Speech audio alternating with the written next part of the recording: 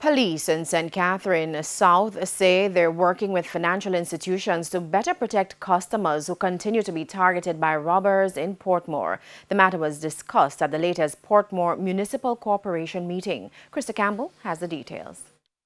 Getting that last-minute shopping and business done before Christmas often requires a trip to a bank or other financial institutions. But in Portmore, St. Catherine, that action could cost you.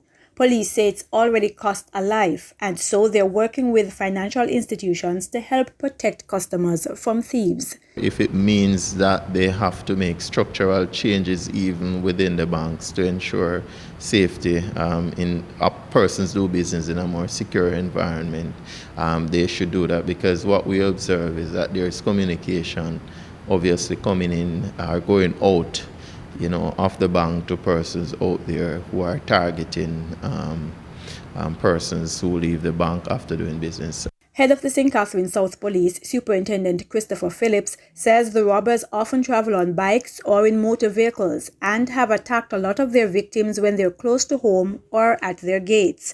And as business activities increase over the coming days, the customary Christmas shopping tips. If they observe strange movements, even on their way to the bank or from the bank, you'd want to move into a safe place or move to the police station. Now, while the financial institutions play their part in alerting customers, the police concede there's a lot more they can do to increase security and monitoring. Maybe a short-term thing to institute a drone team here that can assist with even traffic management using the drone and doing drone patrols.